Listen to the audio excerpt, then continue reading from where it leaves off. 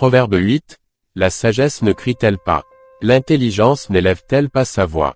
C'est au sommet des hauteurs près de la route, c'est à la croisée des chemins qu'elle se place, à côté des portes, à l'entrée de la ville, à l'intérieur des portes. Elle fait entendre ses cris, Homme, c'est à vous que je crie, et ma voix s'adresse au Fils de l'homme.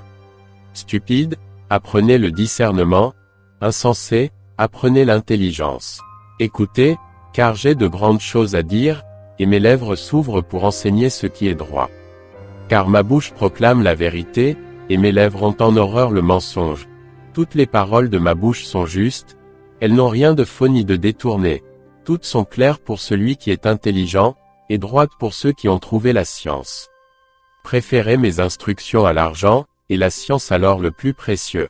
Car la sagesse vaut mieux que les perles, elle a plus de valeur que tous les objets de prix.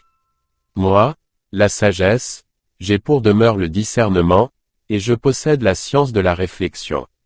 La crainte de l'Éternel, c'est la haine du mal, l'arrogance et l'orgueil, la voix du mal, et la bouche perverse, voilà ce que je hais.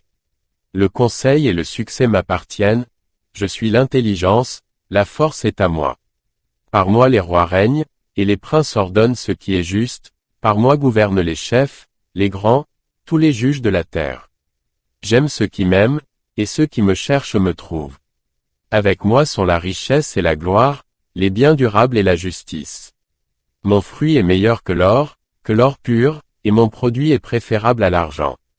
Je marche dans le chemin de la justice, au milieu des sentiers de la droiture, pour donner des biens à ceux qui m'aiment, et pour remplir leurs trésors. L'Éternel m'a créé la première de ses œuvres, avant ses œuvres les plus anciennes.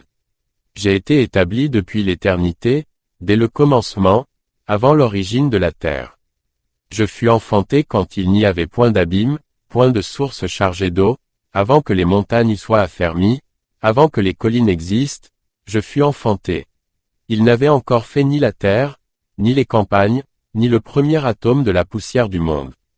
Lorsqu'il disposa les cieux, j'étais là, lorsqu'il traça un cercle à la surface de l'abîme, lorsqu'il fixa les nuages en haut, et que les sources de l'abîme jaillirent avec force, lorsqu'il donna une limite à la mer, pour que les eaux n'en franchissent pas les bords, lorsqu'il posa les fondements de la terre, j'étais à l'œuvre auprès de lui, et je faisais tous les jours ses délices, jouant sans cesse en sa présence, jouant sur le globe de sa terre, et trouvant mon bonheur parmi les fils de l'homme.